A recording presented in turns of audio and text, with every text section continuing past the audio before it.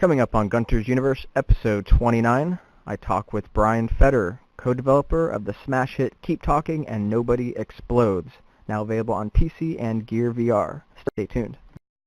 VR Chat, the next frontier. These are the experiences from Gunters' universe. His continuing mission? To seek out and connect with VR devs and passionate enthusiasts. To discuss theories, beliefs, and rhetoric of all kind. And to boldly go where no show has ever gone before.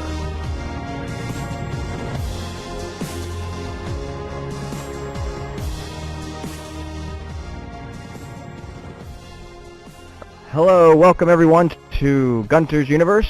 It's good to see you all back here on a good Tuesday evening. This is the one and only live talk show broadcasting from the metaverse. We do this every week in VR Chat. Come on out, it's always a good time. And with me tonight, I have my beloved co-host, Mr. Whiskers. How are you doing? It's always great to see you. Are you excited for the show, my friend?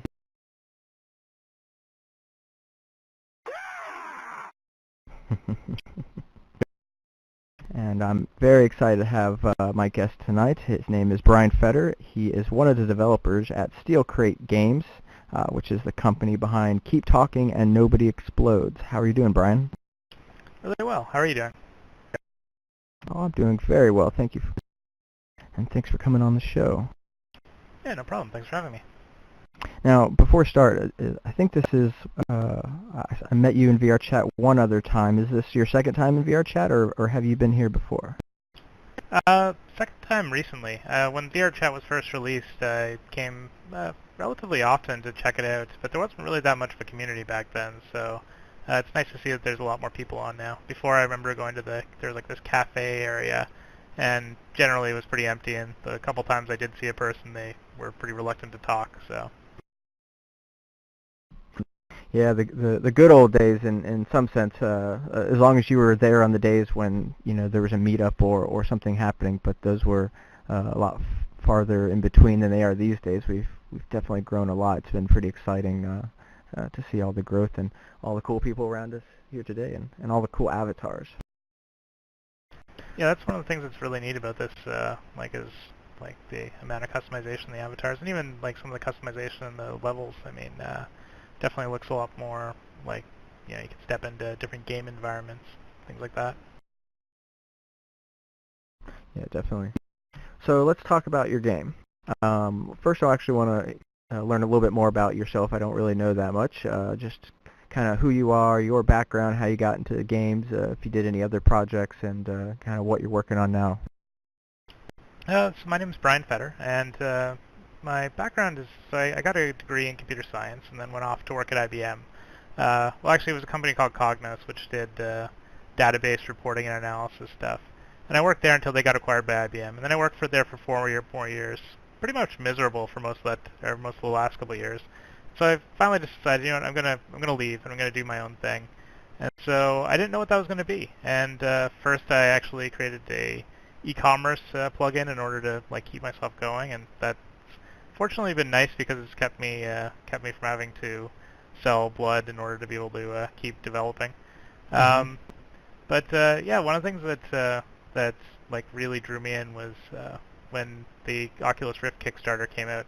I'd actually for years been looking for some kind of VR headset because when I was a kid, I tried a virtuality machine at one of these arcades, and it was really cool. I remember it being very cool. I also, now that I think back to the experience, it was very rudimentary, but, you know, I was really excited about it and excited about the possibilities of the technology. So when I saw Oculus Rift come out and I saw the specs compared to the things I'd been seeing, there were a couple, Virtuix glasses and things like that, they didn't really seem all that great.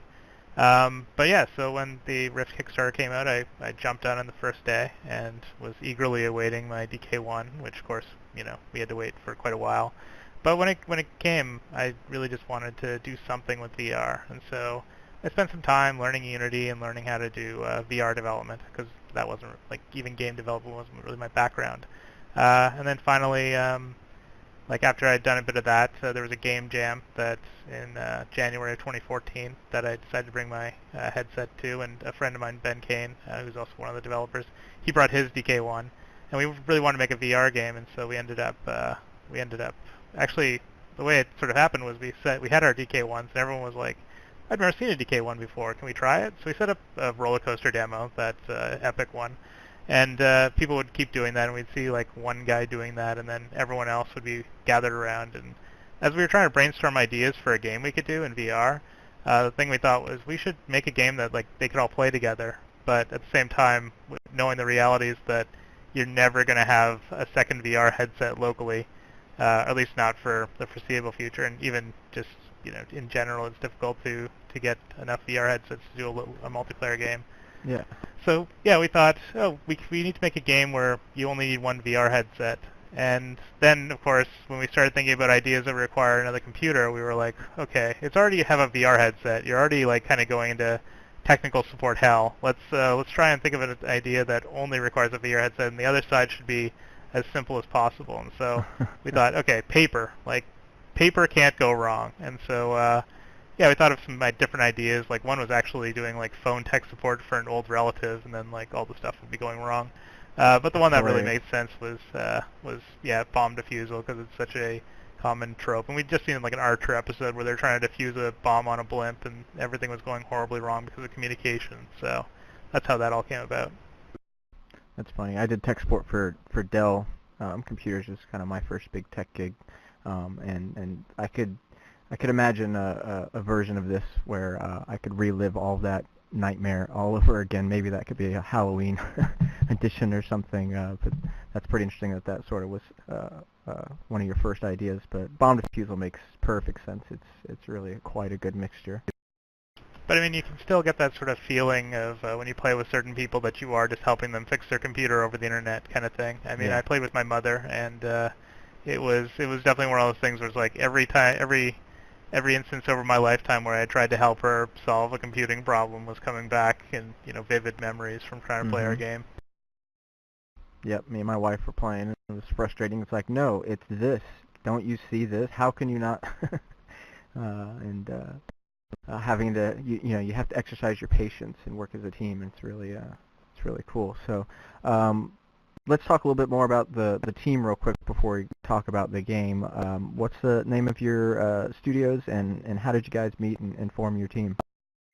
So the studio's called Steel Crate Games. So we actually, I've known Ben Kane, who is one of the other developers, for several years. So one of his friends worked as, I actually mentored him at IBM, and so kind of became friends with his group. And so I knew Ben for a few years before we got together on this project. But the other guy, Alan Pasaluki, basically was just another guy from the Ottawa game dev scene. But we all sort of came together at that global game jam, and that was the first time we'd worked together. And yeah, so we put together the prototype using like DK1 and Razor Hydra, and it's a game jam, so you kind of assume. I always go into those things with the mentality that I'm going to learn something, I'm going to have fun, I'm going to hang out with people, but that whatever nothing's going to come out of it. So we created the game, and Alan actually recorded a video of it, and we posted it to YouTube. I posted the YouTube video to Reddit, our Oculus. And then we kind of thought, okay, well, that was fun. Like, that was neat. I guess we're done. And then the next morning, we noticed that we were getting a good number of hits on the video. We had something like 2,000 hits, and of course we thought, wow, 2,000, that's amazing. Like, the most I've ever seen on any of my videos is like 7. So yeah, we were getting excited. By the end of the day, we actually had something like 120,000 views, and so holy shit. that. And then, it got up to 200,000, and then, yeah, like our Oculus, it was at the front page of our Oculus for a little while, and we were getting a lot of interest, and so we decided to sit down. And I still thought at this point that, we were all really excited about it, but I didn't think we'd all like really commit to doing it as a full-time thing. So we got together for breakfast and coffee, and I thought it was going to be the conversation where the team kind of breaks up.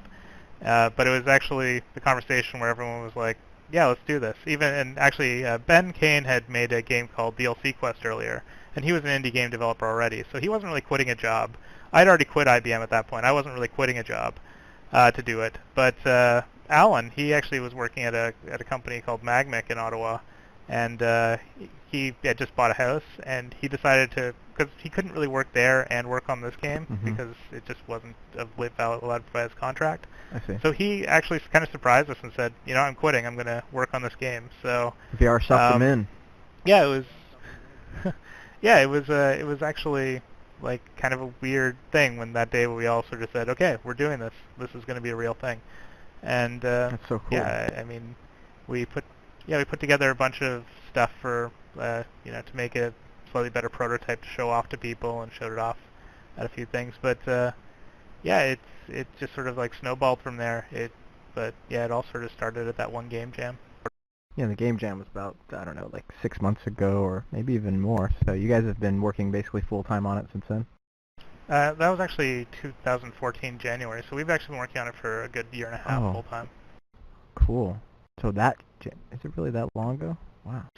Yeah, it's kind of crazy to think that it's been that long, but yeah, I mean, a lot of the actual mechanics of the game and a lot of the puzzles, they were kind of done like at the end of the last year, but we've mostly just been refining that, and a lot of it's just refining, adding polish. I mean, there's a lot of stuff you have to do around that. Plus, I mean, events, we've been going to a lot of different conferences and showing it off, and yeah, a lot of the stuff just sort of like ends up taking a while. Plus, you know, we released on Gear VR back in July, and of course we were working on releasing Gear VR for several months before then, but a lot of the problem was just, you know, Gear VR was such a moving target, especially with performance around the Note 4 having a serious problem with Lollipop. So that actually probably delayed us about a month and a half to get like our performance even better in order to be able to run on Lollipop somewhat effectively.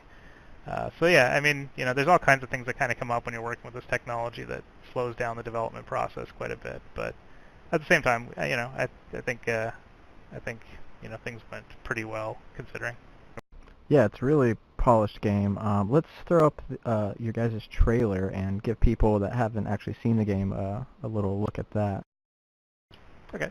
Give me 1 second here.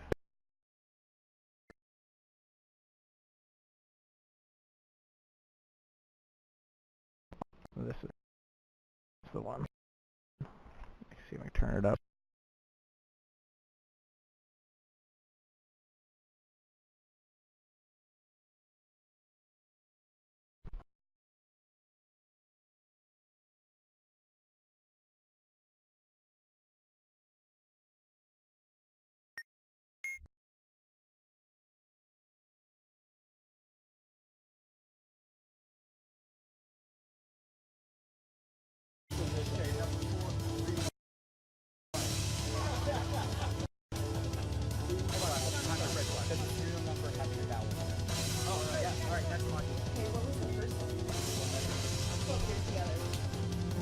The next video has a little bit on how the game looks like inside. There we go. So yeah, if you could describe a bit about the game, about what we're looking at here, that'd be great. So this guy actually, he was in our trailer. He went to PAX Prime and played the game pretty much all weekend. So we gave him a beta key, and so shortly after release, what you're looking at is basically one of the hardest bombs you can possibly do. This is something that, you know, they can do after. I mean, he was playing about 20 hours up, like, you know, 20 hours as the diffuser in order to get to this point, basically. Right. But yeah, so what you're basically seeing is that the bomb has a timer. It's usually around 5 minutes is what we give people. And then each of the little panels has a slightly different puzzle. We call those modules. And so essentially you have to solve all those. It doesn't have to be in any particular order.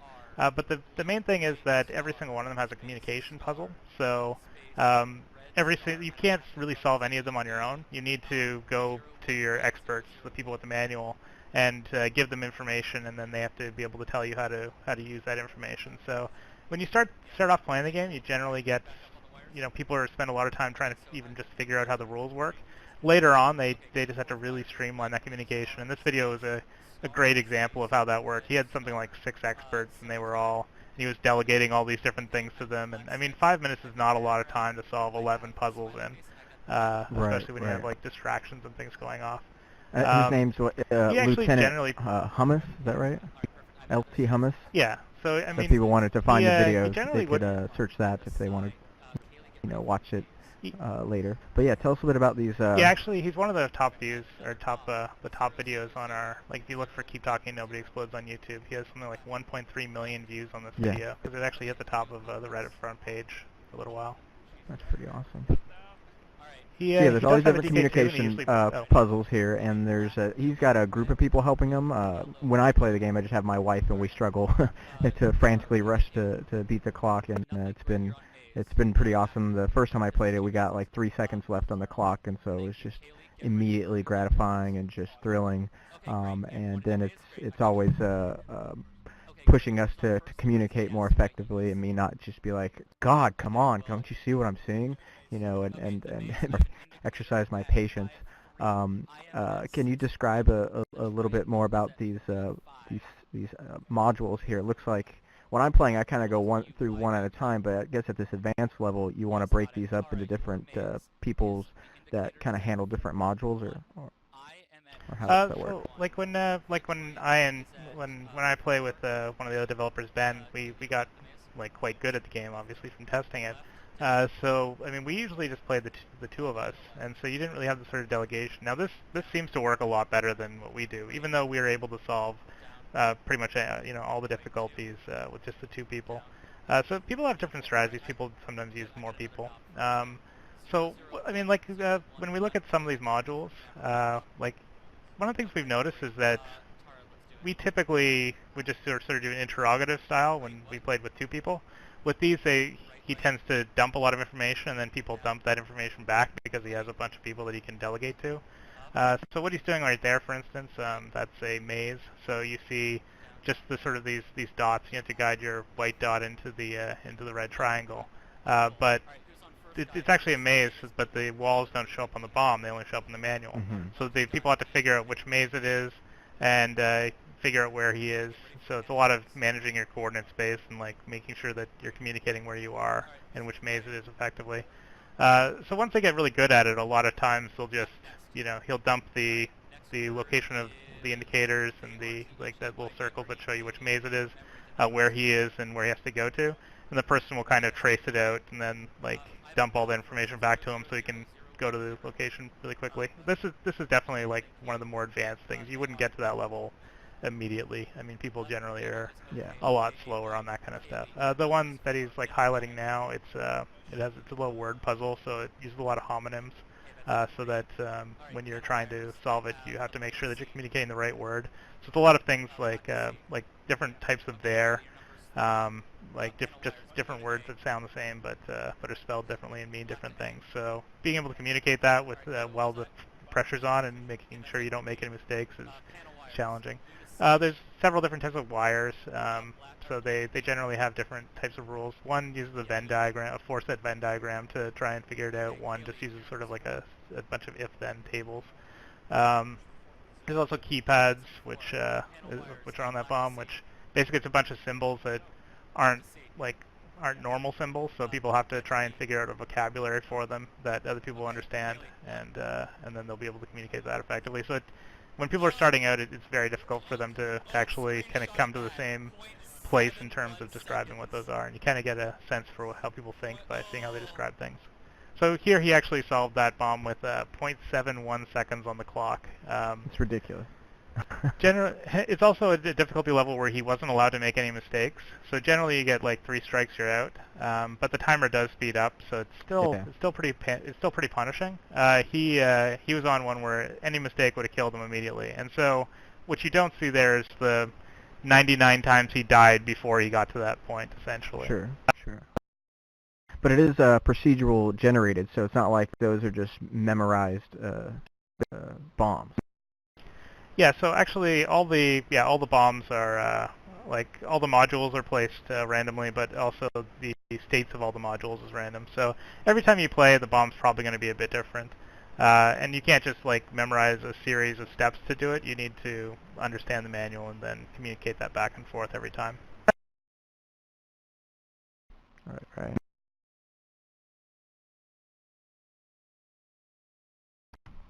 It's it's you can play this in your DK2 on the gear. You can just play it on the PC. It's this asymmetrical type of gameplay. So it's pretty cool how you're bridging sort of a like tabletop, maybe board gamey world with like a paper manual or whatever on your tablet, however you want to view that, as PDF or something, with the digital PC game, or in our case the VR experience. Yeah, I mean, it's actually kind of funny because we always sort of built the game up as I mean, we only really tested it as VR for a very long time. And a lot of that was because we found that we could really amp up that tension. And especially we always sort of thought of it as a local multiplayer game, so we didn't want to have to like convince people not to look at each other, to not look at the screen. We wanted to like make that voice channel the only channel they could communicate with. So we weren't even sure up until about like 2 months ago whether the game would be fun without the VR aspect, because you do actually lose a lot of the stress. If you're just looking at a screen, you're not really in. A lot of the things we do to try and amp up the tension don't really translate there. So we were really relieved when we found that people were just having enough fun with the communication puzzles that it feels like a very different experience to me when I'm playing just on a screen versus in VR.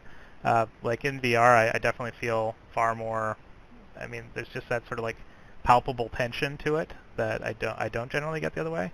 But yeah, I mean the game, especially if they're playing over voice over IP or something where they are still isolated in that way, the game still works relatively well even without VR. Yeah, I noticed that Lieutenant Hummus there was playing via voice over IP, which I had never really even thought about that. So I think that's pretty clever, and it's just cool that the game, it's just based on communication. So if you can communicate, somebody can print a manual out or pull up the manual, then you can play with them. So essentially, I could easily just call up one of my friends that doesn't know anything about this, say, hey, go to bombmanual.com and play this game with me and help me through the bombs, help me get better at defusing bombs. And that's pretty cool how accessible that is. It's also cool you got bombmanual.com. That's a really awesome domain name. And when my wife, I was like, okay, wife, go to bombmanual.com, she hesitated for a second because she, was paranoid about typing anything bomb into the internet, like in the post 9/11 world that we live in. So. Yeah, I mean, I think I don't know, maybe Alan registered bombmanual.com, so I think that's like the more like scary thing. But my hope is that like some guy at the NSA, he saw like a little ping that day. It's like, or the day like we released, and he's like, bombmanual.com, what is this? And he checks it out, and he's like, oh, okay, never mind. Maybe he bought the game. I don't know. Well, when you're helping the world, you're helping people learn how to defuse bombs. So get good at bomb defusal. We need more of this in our world. I'm still worried about going through airports with all our demoing stuff in case there's people that don't see it that way. But so far, I haven't had any hassle. Well, I was thinking about that. Somebody playing, so you could play this on your gear on the plane ride. So the person next to you could be helping you defuse the bomb, and that would be quite an interesting little scene I could play out there on a plane ride. You could get a lot of publicity for that. Alan played once on a plane. He wasn't playing in the gear. He was just playing on his like Surface tablet. But yeah, I was kind of amazed that he went ahead with it. He said that they basically changed all the words when they were saying it to make it sound less like a bomb. But like it actually sounded more like a bomb. He's like, oh, how many things do you see on the device? And it's like, that does not sound less suspicious. The device, yeah. Pretty funny. Alright, so you went from the game jam, you've been working on it full time, you've got gear, you've got PC. What about going forward? Are you guys going to keep expanding this? More modules, more, what about the stuff that we're getting coming down the pipe with VR, with motion controls and room scale? Any thoughts on all that? So like we actually, when we started the game, we started with motion controls, and I kind of like the feel of them. I mean, now that we actually have motion controls that also work well, like the Hydra was very finicky. But like for instance, the Vive controllers and the Oculus Touch and the Move controllers, I mean they feel really good. So I could definitely Yeah. see us going ahead and putting in some more controls there, like some motion controls. It just really feels pretty good to be able to just like cut a wire and things like that. So yeah, I could definitely see that. As far as things like more modules, I think we do want to expand the game. We have to balance like how much expansion we can do versus like how much we'll have to spend on porting to other platforms. So, for instance, we'll want to be on PlayStation when like the PSVR comes out. We need to make sure that it's going to work properly for the Vive and the Rift, and make sure that we're taking advantage of the features that are there.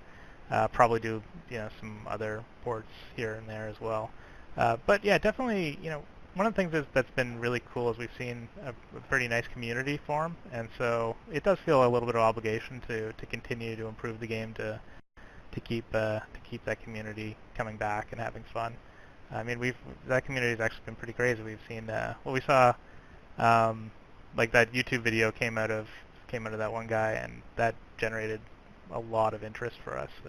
And so yeah, we're really grateful to him for just how enthusiastic he was about the game. We've also seen some crazy things that we never expected. Like we've had like something like 19 fan translations of the manual into different languages already. Oh, I really? mean, we had some like 8 of them in the first day. That was, yeah, we've always had to sort of think, oh, how are we going to like translate things? And we'll still have to do an official translation later in order to push into more markets and things. But just those fan translations have let so many more people from around the world play that wouldn't have been able to before, and so that's been really exciting. Yeah, it's such a good idea. Just diffusing bombs. What a great puzzle.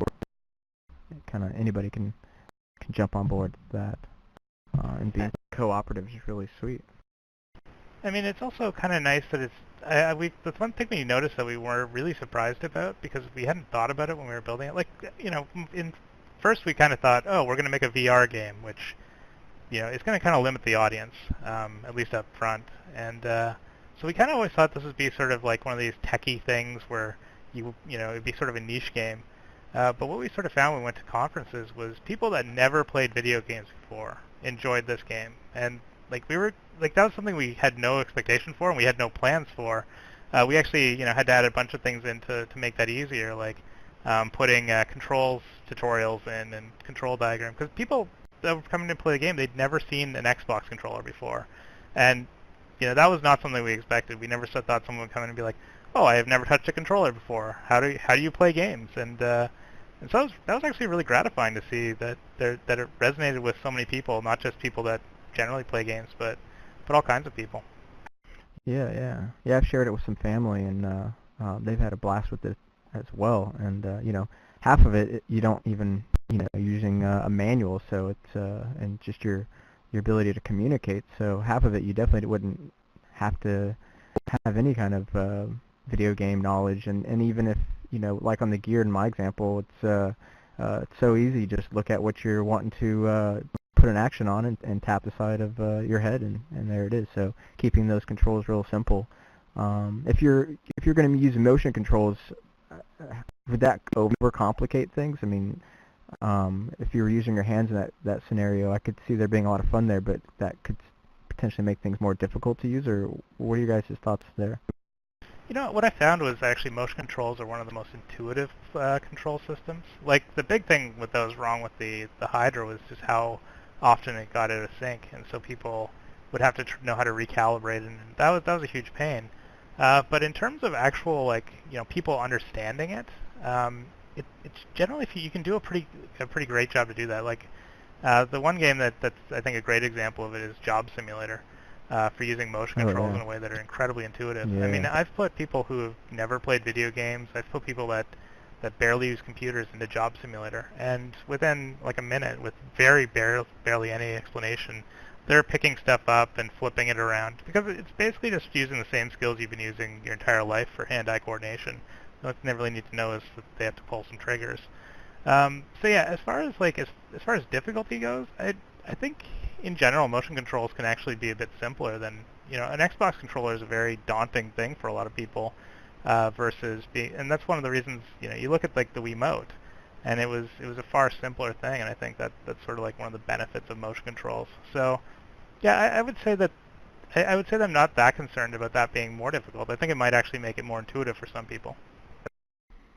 Yeah, no, I'm absolutely I preach the same thing. The motion controls that we've been using, like when I got the TriMet Connect, were absolutely more natural in the way that I think anybody's going to be able to use and play games and other experiences. I guess for a moment there, I was thinking like you would somehow have to use something to snip the wires, right? You'd have to get too close and get too accurate or something. So I guess the idea though when you're designing with these motion controls is to make it work really well, where it snaps onto the things that you want to touch and things that you would want to interact with on the bomb there.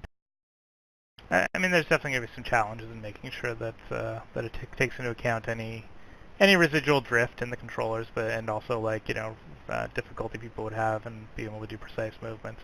But the thing that is kind of nice is that people are used to doing very precise movements. I mean, the person who may not ever have used a gamepad controller, they can sew things, and that's an incredibly complicated and precise movement. So, yeah, as far as like once you get that sort of one-to-one movement in real life, I think people can do a little bit more precision than than you'd ever expect them to do with, say, a gamepad or something else.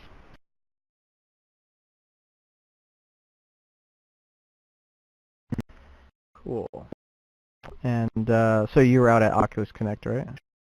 I actually didn't get to go this year. I went last year, but this year we'd just gone to PAX Prime and done some demoing there, and we'd been to E3, and I was going to XOXO in Portland because I got an invitation. We also had to we had a release plan for October 8th, so when we were looking at Oculus Connect, it really seemed like it wasn't going to work out time-wise. I really kind of regret not going now because I've heard some incredible things about it. I did have a lot of fun at the first Oculus Connect, but I don't know if it was quite as like I don't think it was quite as good as this one from what I've heard. I think this was a lot better. I think they figured a lot of stuff out. So yeah, I do regret not going, but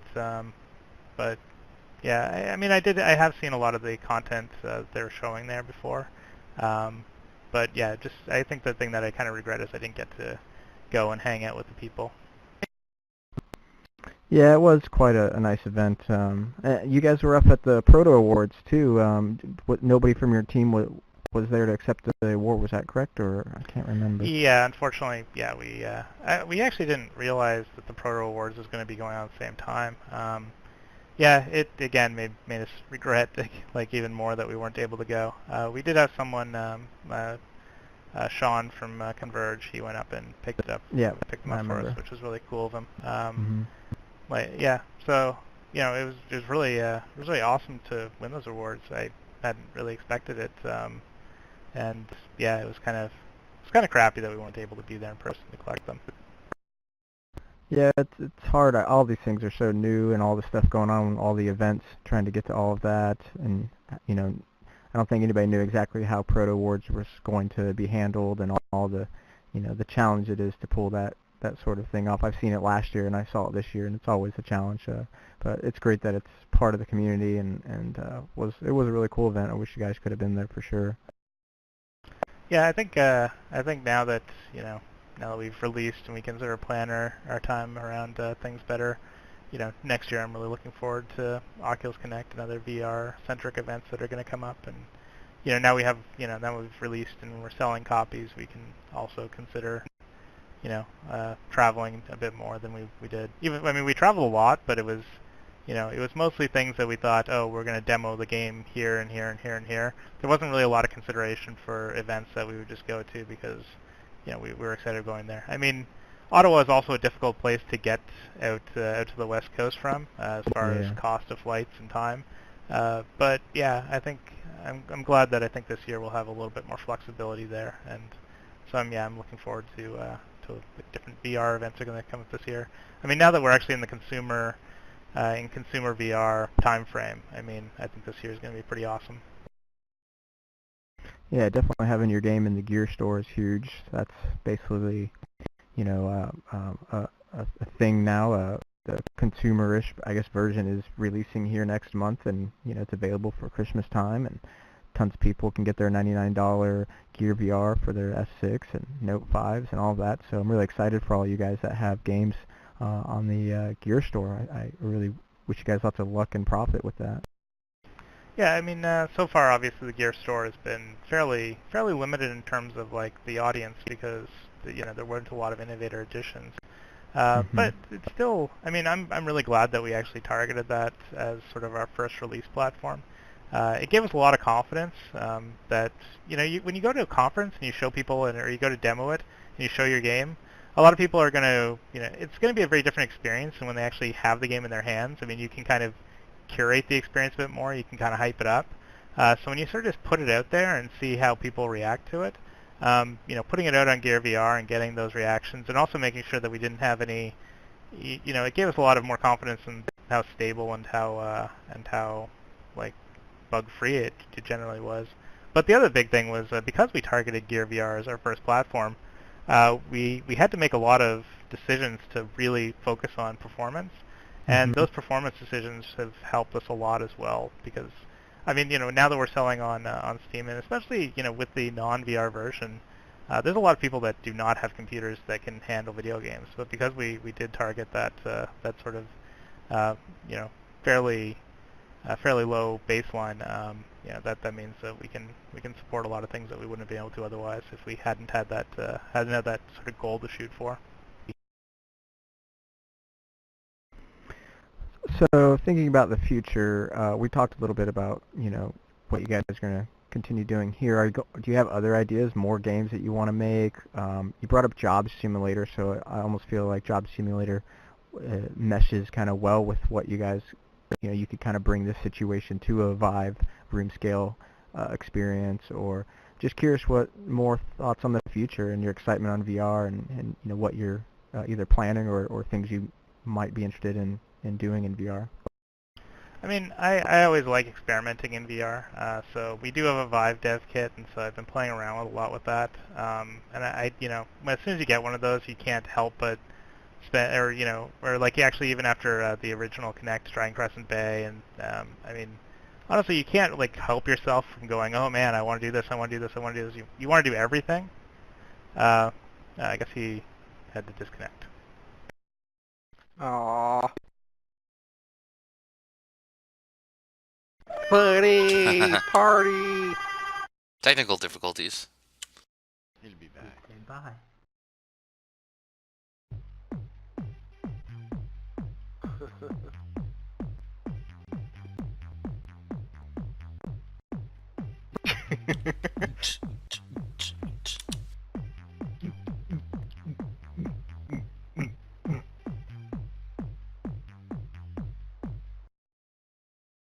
Come on, shake that buddy.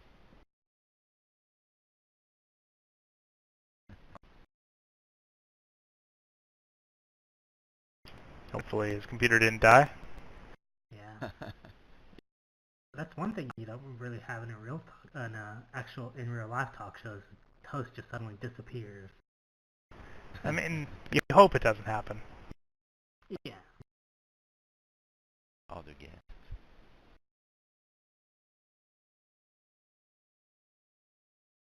Other cat. Gunther is I trying guess to it get is back always into the funny farm. to think that. Yeah. Sorry.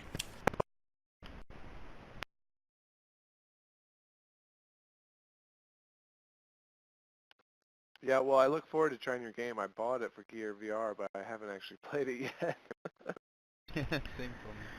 I, by the way, just bought it. Oh, cool. Oh, okay. Yeah, there's actually it's kind of neat. There's some TeamSpeak servers online, so some people just like use that as matchmaking. So there's a bunch of lobbies, and you can just you can join them. I actually sometimes join in them, and mostly just listen because it's kind of fun to hear people playing over like with strangers over the internet. We had remember there was like a game with a 12-year-old kid. He had sort of like an Indian accent, and he came in there like after like the third day it came out, and he was like, I know everything. I know all the modules. I'm an expert at this game, and I've been playing for 3 days, and I'm sitting there like, well, I've been playing for a year and a half, so I mean, but yeah, no, it was great to see that kind of enthusiasm and sort of like the different people playing. Oh, cool, Gunters back. Hey. Yeah, I made it back. Sorry about that. Got No problem. disconnected. Internet kicked me out for a little bit. But, yeah, so where did I leave? Oh, you're talking about the Vive and experimenting with that, and I think that's where I last heard. Right. So yeah, I mean, actually, I remember coming out of Oculus Connect or Crescent Bay demo, and I was like, it was so, there's so many ideas that go through your head as soon as you see that. I mean, there were so many cool little things they showed off there, and so yeah, especially trying the toy box demo with touch, and then also like having a Vive to play around with. You get so many like different neat ideas that you can really only execute in those kind of environments, especially with say the room scale and the track controllers. So yeah, I mean, there's a lot of cool things that I'd love to do. I do think we do spend a lot of more time sort of making sure that we kind of keep this game fulfilling its promise essentially. So yeah, there's I don't know if there's going to be as much time to really do a full game with all the different ideas we have. But I could definitely see doing a few things that maybe doing some prototyping and seeing what sticks. I definitely think also I do think that there's a desire for this sort of communication-based gameplay.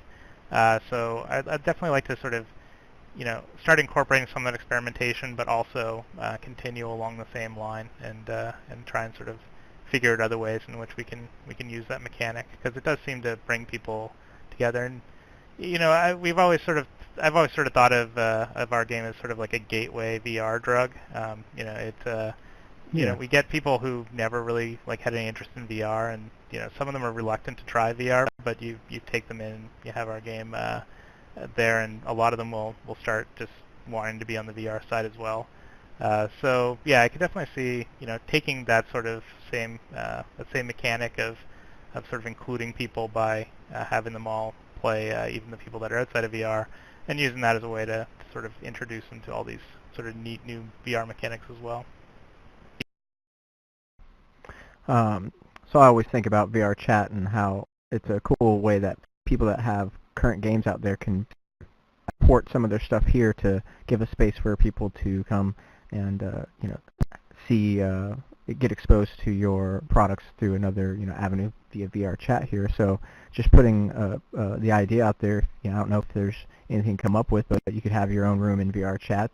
Of course, you wouldn't want the whole game in there because you guys have your game, but somehow to maybe some kind of mechanic in VR chat that takes advantage of our social situation here that could help give people a taste of your experience or lead us down the road more people to keep talking.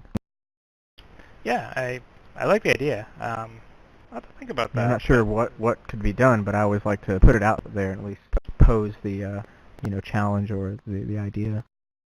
I mean, maybe some kind of just very simplified, like non-random bomb or something to give people a taste of the idea of it.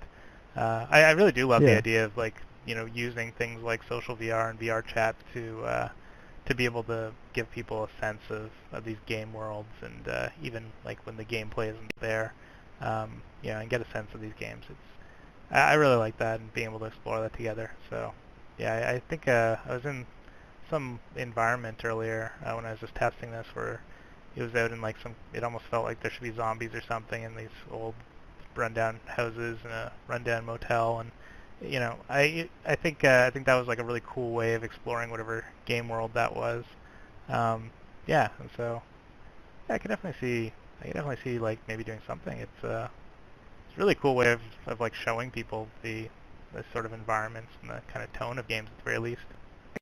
Yeah, you can easily just port the Unity environment right over with the VRChat's SDK, and then be like, hey, everybody, after the show tonight, we could, for example, have gone and checked out, example bomb, in a room that you guys have put up, or, just in the future, taking people to be like, here's what a taste to keep talking over here, and being able to take people on a tour there and talk about it in a social space, and It'd be cool to have that whole mechanic of like the voice over IP or the mumble server, but somehow being done in VR chat. But I have no idea how just that one side of thing would work. But I suppose like one like really neat thing would be like if you did have some kind of mumble integration, so that you could bring it in as say like a speakerphone inside of VR chat, and it could take in the voices from VR chat and then pipe them through there. You could actually have people in a virtual room with virtual copies of the manual, and they could be the expert for people playing in the real game. That'd be kind of neat. yeah, I don't like know that. how feasible that is, but Mm-hmm. it's kind of a neat idea. Yeah. So I have one last video of somebody created a AI for your game, so that if you don't have any friends or can't find anybody online, or maybe don't want to, you can play against a robot. And here's a video of an example of that.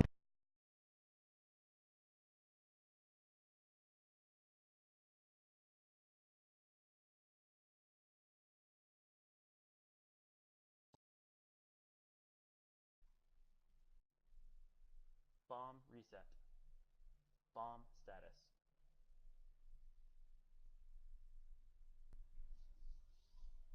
Let's see if this is working. Serial 4. Buttons. Need batteries So free crazy. car identifier. Battery 2. Batteries 2. Car false. Freak false. Memory 23412. 4. Button yellow abort. Press and hold.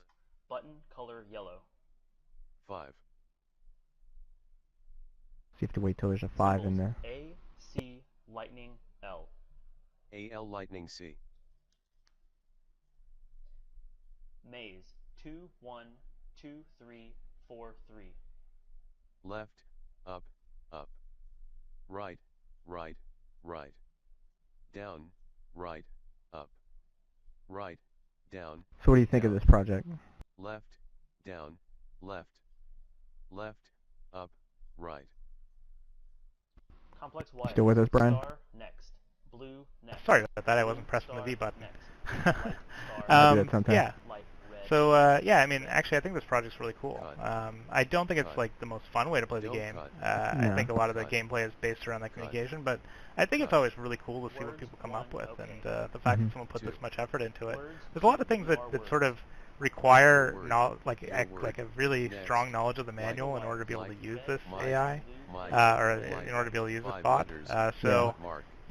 we do have ways that we're Wire. probably gonna like Wire change the sequence. manual Blue, around, and Bravo, then black, Bravo. see, this Cut. isn't really a good general purpose way of going about making this a single player Words, game. one. But You are I think smart. it's really cool that he 4. went about and did Word this, and I 2, think it's right. I think it's really technically impressive. Nothing. Um, Ready. yeah, so Press. yeah, when I saw this, Wire we were all sequence. the Red, developers apple, in red, our little Slack chat were like, Don't what? cut. Um, Don't cut. yeah, no, it's really neat. I total Wire respect to the guy. sequence. Black Charlie, Uh, black apple, yeah, blue it's apple. Cut. yeah, I definitely wasn't expecting to see anything like that anytime soon. Right. I mean, you talked about like I think manual getting ported into other languages, but this person made it work with a robot. Yeah, I mean, again, it's one of those things where he has to basically know the manual really well in order to be able to interact with this robot. So you wouldn't be able to just go into this and be like, oh, I am a new player. I'm going to use this robot instead Mhm. of like using people. But yeah, I mean, it's still a really cool project, and I'm pretty excited about it. Yeah, it's just really neat.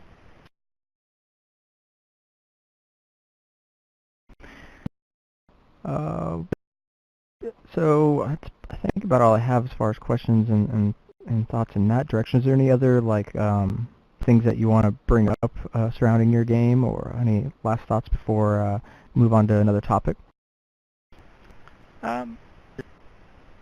No, I think I've covered quite a bit of it. Yeah, if anyone Yeah. had any questions or anything about it, then I'd be willing to Oh take yeah, them. let's But definitely open it up to the audience.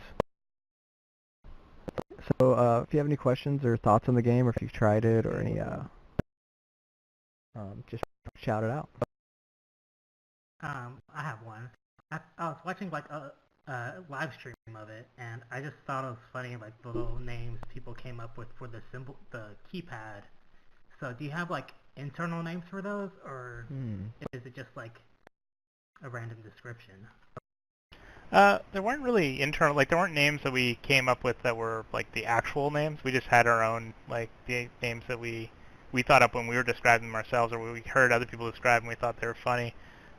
So someone actually found that like all the images that we use for the symbols in the manual, I'd named them all based on the names we commonly use. So the one that people called Kitty, we called Squid Knife because someone was like, "Oh, it looks like a squid holding a knife," and we thought that was funny. So yeah, there actually are there are conventions that we use. I think everyone develops their own conventions really for like every symbol eventually. So. And not all those conventions are the same. I've heard very different ways of describing each symbol. Some of them clean, some of them not. That's a lot of the fun of it, is to kind of figure out. I mean, you're describing what you're seeing and trying to communicate that to the person that can understand the kind of gestalt that you're coming up with for these buttons and whatnot. Yeah, and it's also one of the neat things about Lieutenant Hummus, the guy who did that like the really popular video. He was, one of the things he mentioned was every time he plays with a new player, it's basically like playing, it sort of refreshes the game a bit because everything you know about the other people that you've been playing with, you take so many things for granted about the way you communicate with them, and then as soon as you start playing with a new player, it becomes a completely sort of different challenge to try and get them back up to that level or form a new way of communicating. I noticed that actually a lot too. Like Ben and I, when we were at conferences, we'd always like to show off by doing the hardcore bomb that they're doing, or that they were doing, and then like I would get so confident about it. I would, when someone didn't have a partner to play with and no one was around, I would be like, "Oh, I'll play with you," and I always felt, "Oh, I'm gonna take this new player and I'm gonna like throw them into the really hard difficulty because, it's still easy for me." And then as soon as I tried, like I would get them killed on bombs that were not that difficult because, the first time you play with anyone, it's mostly just about learning how to talk to that person, and so it's a very different experience as soon as you start playing with any other partner. You basically only get good as a team. You get a little bit good as like an individual, but it's really the team that gets good. That makes me think. What did you guys have other names of the game before you came up with "Keep Talking and Nobody Explodes," which is an awesome name? The original name, I think we just sort of like put in a placeholder name, and of course everything was like. There were games like Goat Simulator and Surgeon Simulator and stuff, so we just called it like Bomb Defusal Simulator 1994 or something like that. So it'd be, but I think that was the original like just placeholder name we put in. It was pretty early on that we came up with the name Keep Talking and Nobody Explodes. I remember Ben came in like second day of the game jam and he was like, "Hey, I got an idea. We'll do like Keep Talking and Nobody Blows Up," and shorten that a little bit to explodes, be a little bit less of a mouthful. But even then, it was like, wow, this is a very long and and very specific title. I don't know how will that be received, but fortunately, it makes it very easy for people to find, and it also describes the game a lot. I mean, it's very it doesn't take very long to describe the game after you've told people the title. Yeah, I think it's pretty clever. Any other questions or thoughts? I have a question. Hey, Evolve Dan, yeah. Hey, it's Peter Pan over here. The one of the modules involves a blinking light, does Morse code. Do you guys have any idea if maybe you'd add a feature to increase the delay between the letters? Because I always found that one incredibly difficult to determine when a letter begins and when a letter ends, because the off state between two letters seems a little bit too short. Yeah, so that's actually something we've had to tweak a lot. And one of the things that was kind of counterintuitive was the more you increase the delay, the harder it was to read. A lot of it was like you can kind of get an internal rhythm for like when you have that sort of short delay, and when you had the longer delay, we actually found it very, very difficult to tell like the different spacing. And it actually turns out that there's like some research into Morse code that made that kind of like we've actually increase like the length of things compared to like there's actually like two forms of Morse code, or well, many forms of Morse code, but or timing, and so we're using one of the easier timings.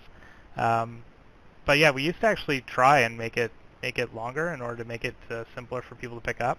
But what we found was it was actually more difficult, which is it's tricky. I mean, we always are looking out for ways to make it so that people, we don't want anything in the game that's difficult, not as a communication exercise. So yeah, anytime we can do something to make things better, we try to. But Morse code was one of those tricky things where it turns out that the intuitive solution of making it longer actually made it harder to read. Interesting. Cool. Again, like Morse code is not an easy thing to read, like right off the bat. Most people have an incredible amount of difficulty with it, but eventually people get they do get kind of used to the timings a little, at least to a certain extent, and then you sort of feel like a certain amount of mastery over it at that point. You feel like you've earned it, and that's kind of a nice feeling too. Ever had like anybody who actually knows Morse code play the game and comment on it? Morse code, not really, but one thing we have had is a lot of Russian people who have commented on the fact that most of our symbols are just Cyrillic characters, because, Cyrillic characters are cool, but they all know the names of them, so, they're like, oh, it's basically like if you just saw a bunch of letters on a keypad. I mean, there's no communication aspect, you just basically say what they are, and so that was something that was like, oh yeah, I guess that's true. So I guess we'll have to like scour Unicode for some stuff that isn't Cyrillic but is still interesting.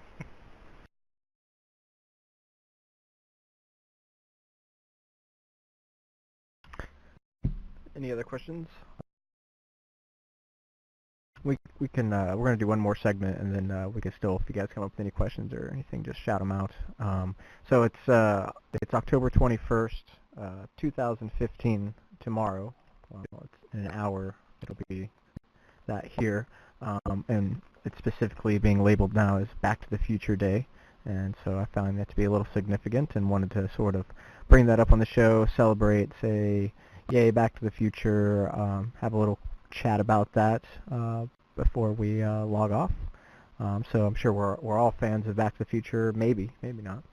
I enjoy the series quite a lot, even with all of its, it has its problems and flaws scientifically, but it's just a ton of fun and such a warm movie that I watch, go to for, just because big part of my childhood, and who doesn't love the future, and who hasn't been waiting for all this. So there's a few videos out there, and just some of the predictions I thought would be interesting. It might be a little bit probably been seeing a lot of this this week, but just kind of wanted to chime in about it. Brian, are you a fan of the Back to the Future? Yeah, I tend to watch the series every couple of years. I love the sort of like 2015 that they had always predicted. A lot of it's because, I mean, it's one of those things where predicting the future is difficult, and a lot of things seem much closer, and then other things seem a lot further away. I mean, if you look at the one thing that I love is the fact he has so many fax machines in his living room. So that's a technology that's like, that's going to be the future. Everyone's going to have tons of fax machines, and that's how they're going to send stuff around. But at the same time, they had those kind of like silly, like kind of antiquated things, and then you have stuff that's like, oh, we can rehydrate a pizza, and you have virtual reality headsets and hoverboards and flying cars, and so yeah, it's sort of it's a fun little fun like anachronism kind of all these things that are feel so antiquated now, and then things that we just can't do. It makes me feel old for sure to think it was 30 years ago when that movie was out, and in whatever the first Back to the Future or the second doesn't really matter, that the 30 years prior to that was the 50s. So I just kind of feel like, God, when I was watching that movie when I was young, like the 50s felt like an ancient time ago, and now it's been another 30. It's been 30 years since I've seen that movie, and it doesn't feel like it was ancient time ago, but it kind of would be for the young ones, I guess. It kind of does, so like as far as technology goes, because you look actually like television and things from the 80s, and the thing you notice is just how how different lifestyles tend to be now, like in the digital age, than they were back then. I mean, so many like television programs and sitcoms and dramas and everything were kind of dependent on the idea that people didn't have cell phones. Like it was always just, oh, I can't talk to this guy. Like, oh, now like he has this misunderstanding and everything's going horribly wrong. And now it's like, oh, no, I'll just text someone. Okay, it's all resolved. That is the one thing in the movie that they definitely missed, was the idea of mobile phones. Yeah, I guess, of course, I don't know if anybody really predicted that or what. I mean, like Star Trek communicators, I kind of feel like that's what cell phones are. But yeah, in the Back to the Future, you still see the AT&T phone booths. So you have to go use those. You got your fax machines that are just throughout your house. In the VR headset, they get a phone call that Needles is calling up, and that's so it's like their VR headset isn't a mobile device that they'd be necessarily bringing their phone around with them. It's their phone, but only their landline that's at home. Found that to be kind of funny. I mean, in general, it's kind of funny how little like people sort of thought of the internet, or like even that sort of. I mean, it was such a foreign concept to all science fiction back then, basically. I mean, even Star Trek. Like I remember watching Voyager recently, and they were, the one thing that's like so bizarre is people would deliver the reports on these on tablets, basically. Like they didn't have email. Like it just seems like such a weird thing. And so you'd have a captain of a starship, and there would be like 400 iPads in front of them. It's like, oh, I got all the reports, and I'll have to go through them. And it's like, you could just send an email. I mean, I know tablets aren't expensive or anything, but like that seems like a mess. Yeah, they missed the email too. Yep, they faxing everything, and they even had a tablet in Back to the Future. When Biff would pay the taxi cab driver, he would put his thumbprint. So they predicted thumbprint scanning, so that worked out. And tablets, but I don't think they were. I don't know how it kind of verified that charge though. Yeah, I imagine.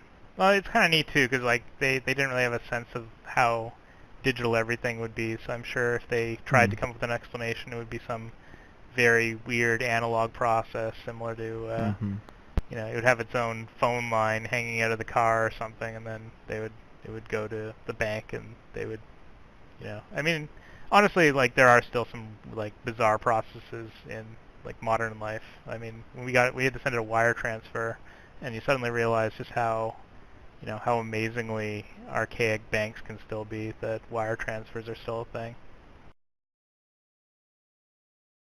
Sure. So let me throw up a video here.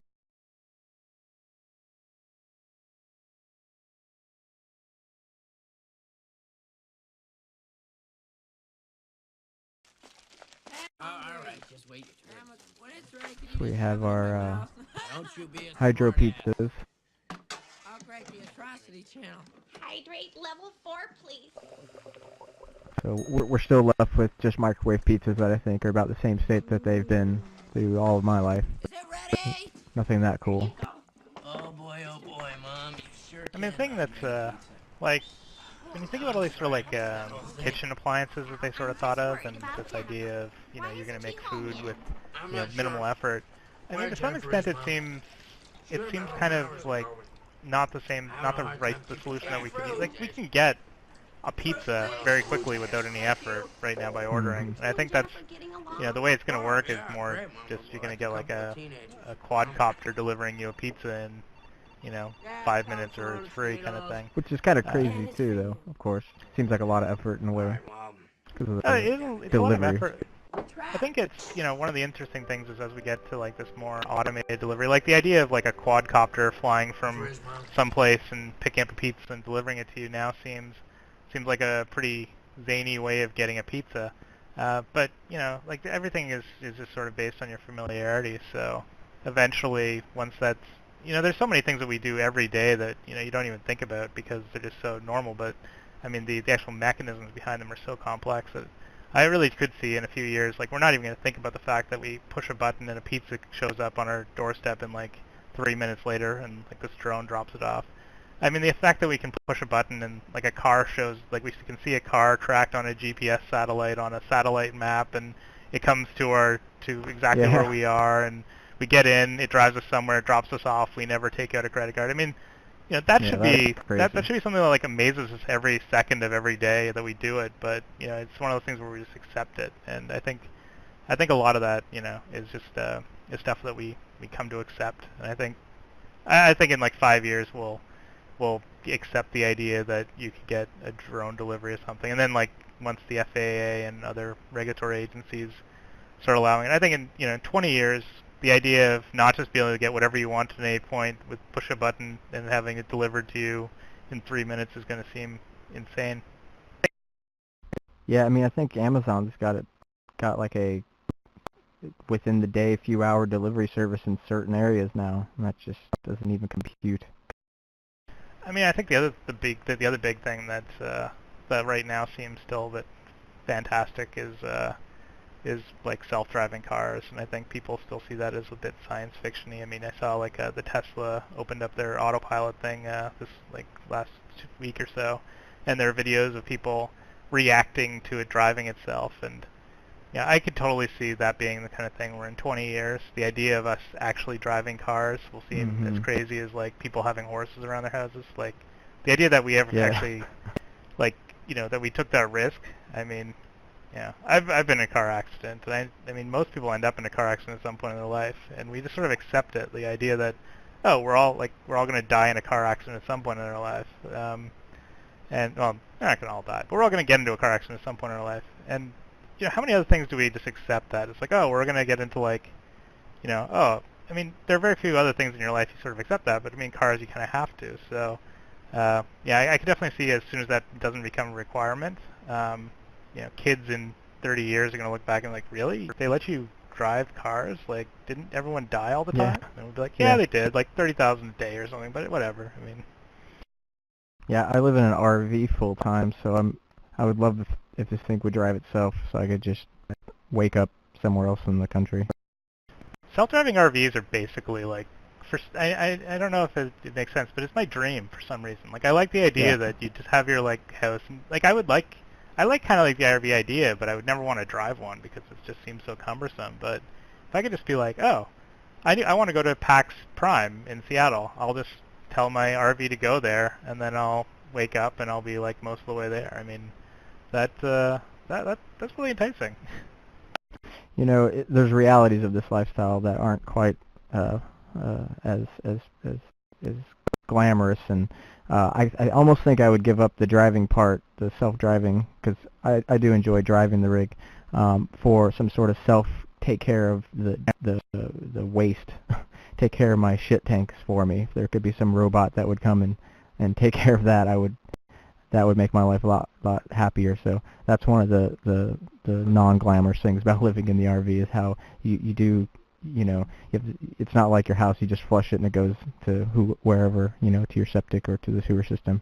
It's into a tank that you've got to go and process and deal with that. So yeah, no, that's definitely one of those things I've actually thought of. Actually, I've thought about the self-driving RV thing quite a bit and thought about like what I would need in order for it to be like a really glamorous thing. And one of them was actually, you know, I wish we invested more in NASA so that we could get some better, like, you know, toilet systems out there. I like the idea of, you know, nanotechnology, like disassembling our waste products at a molecular level, and then, you know, and then dealing with them in a way that way. But maybe that's. Or I need like a super Mr. Fusion that just takes our waste and turns it into gas.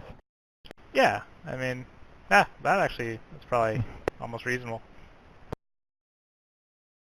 So there's another cool video that came out from College Humor about Back to the Future and the actual predictions, so let's take a watch of that.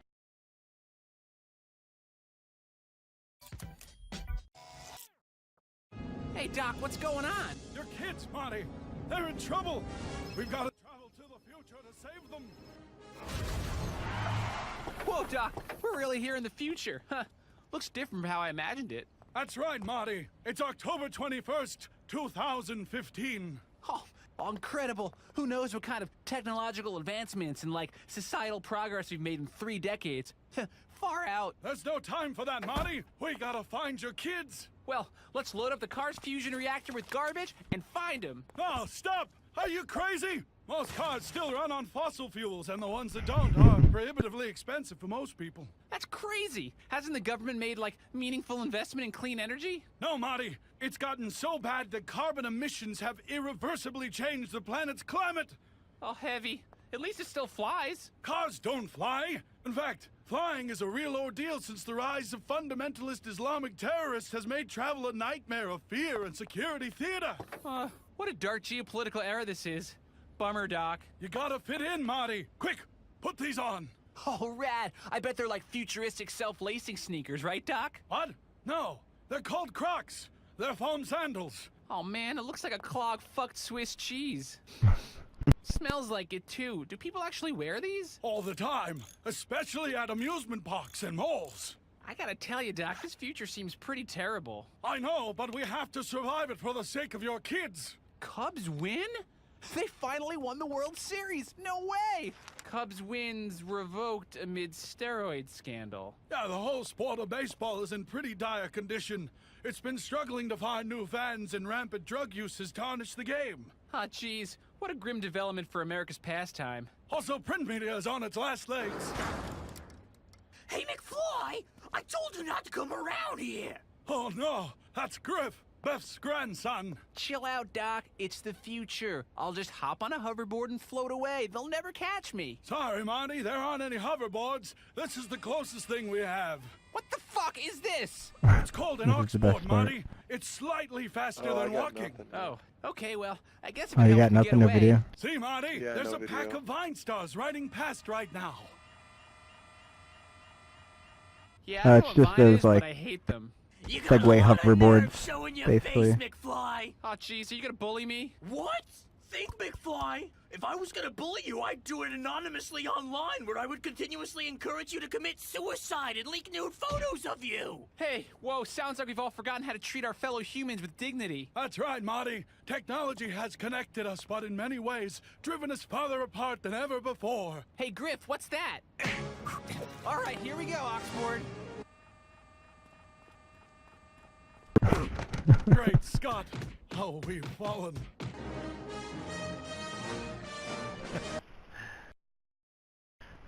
A little bit of college humor there. Yep. Yeah.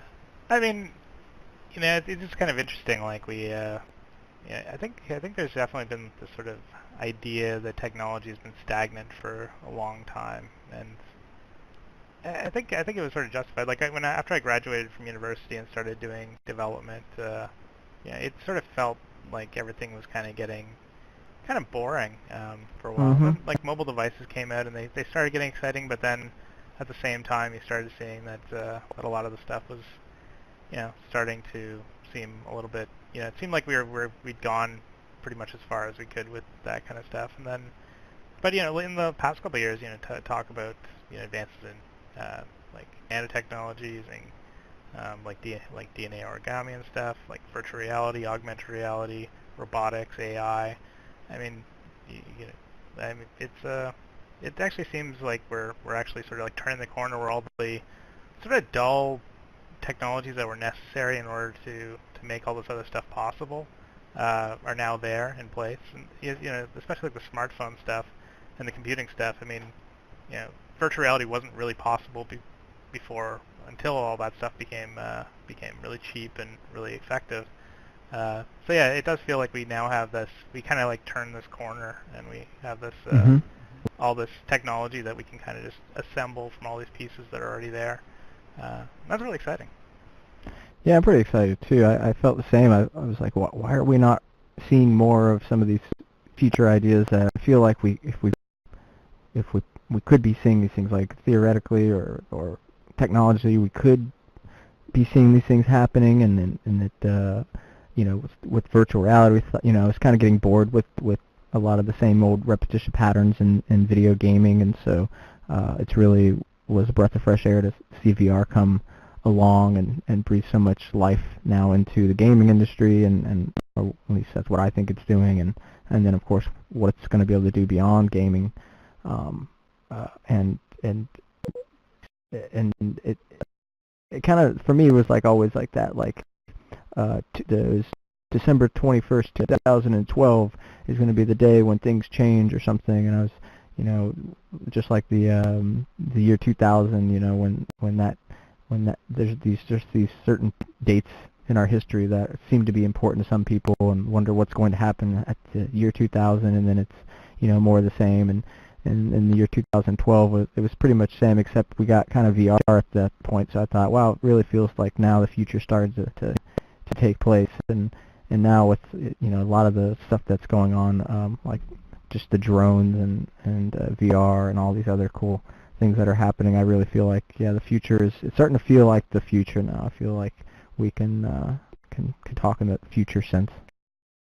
I mean, part of it too is like, you know, even just looking back at, say, 15 years ago, like the year 2000, you know, you start thinking about all the things that have changed, just in, you know, maybe not in like the abilities of technology, but the fact that they've kind of been realized. I mean, we used to have to go to the bank and like pay stuff there. Like we used to have to like send letters. Like, you know, there were still a lot of things that we did that, you know, now seem incredibly archaic, and that was only like 15 years ago. I mean, you know, some of that stuff was starting to happen, but, you know, now I think like my dad used to have to spend like a large amount of his time like paying bills and like doing a bunch of like sort of, you know, very simple paperwork type stuff.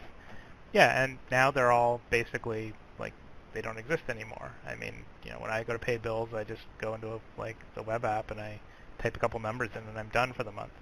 So yeah, I mean, there's just a lot of like little things. And from anywhere, wirelessly, from your phone, anywhere.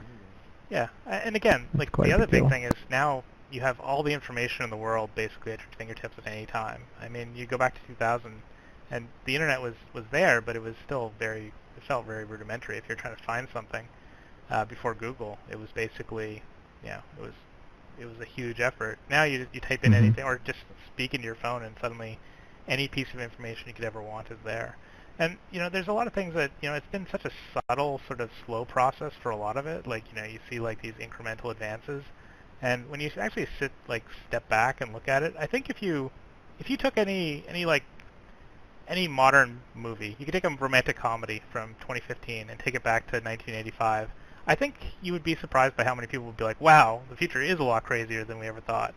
You know, we all become so accustomed to it. And I think, you know, we don't even notice it, but I think if you actually took it back to someone, you know, or someone back then and showed them just that leap, you know, we all sort of think, oh, wow, they wouldn't be that impressed, but I think they would. I think, you know, I think if I saw, like, what 2015 would look like, even back in, like, 1990, I would be impressed with it. Yeah, I think I agree with that. I mean, right now I work out of an RV from my wireless LTE Verizon connection because I got lucky and I grandfathered it in, and yeah, you know, working from home, and I can pay my bills from home, and I can not leave the house for a couple of days if I really wanted to. And I guess if I wanted Amazon to ship me cereal and paper towels, I could have them do that too. You know, so it is kind of quite a different world. I mean, maybe it's just that now that I can call myself like a virtual reality developer, it feels like we're living in the future. I mean, you know, when I can just be like, oh, you know, oh, what do you do? Well, I develop things for virtual reality, and then if I'm lucky, I get to see like people who are paid to play video games online play it on their like streams. I mean, you know, that sounds kind of futuristic to me. Yeah, being in virtual reality really does sell it. I mean, made all kinds of friends, hang out with people all across the world, you know, all kinds of good stuff.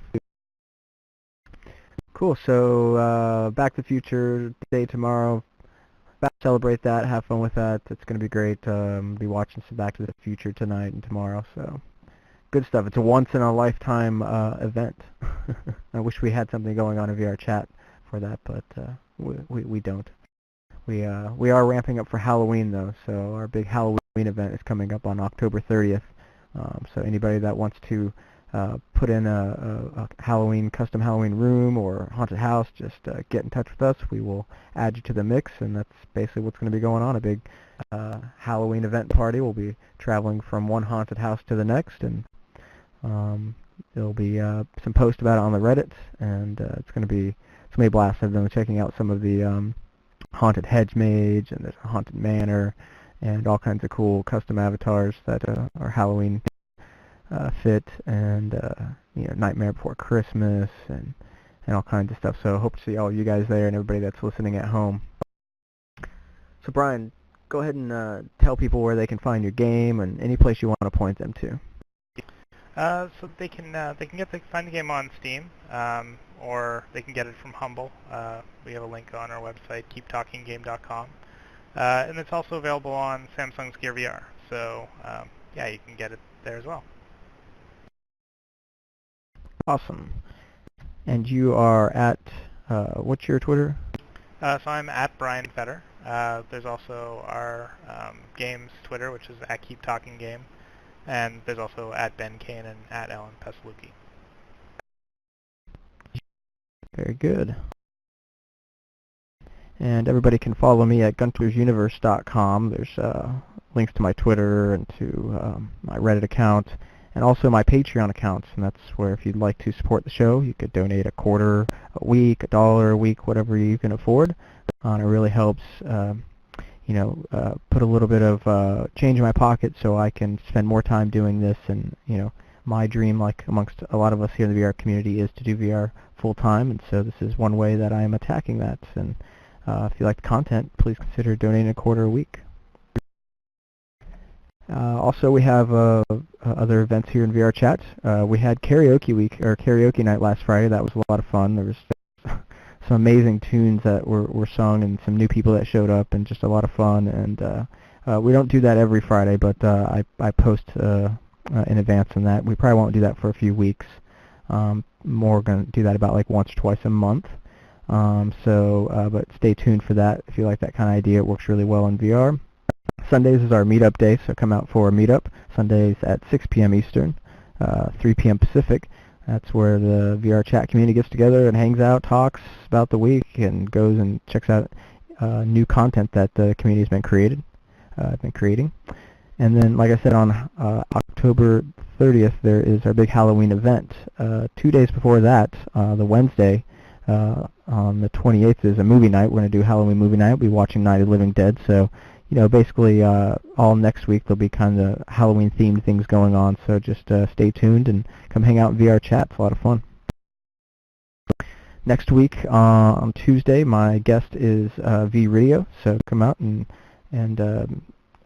tune into that show. It should be great. We'll talk all about their content that they produce, their 360 video content.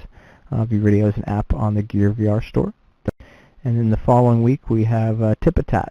He's a VR investor and much more. So those are really good shows that will be coming up. And I want to thank everybody here. Thank you, Brian, for coming on the show. It's been a pleasure. Thank you. And everybody showing up here today and everybody watching at home. And I also want to thank Kenny that's running the camera system and Dark Akuma who builds all the features here in my custom Gunters Universe room.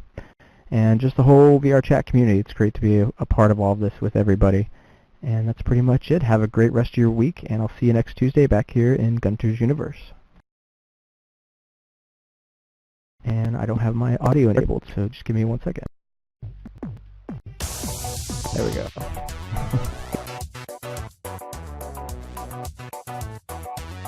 Woohoo! I'll stretch my legs.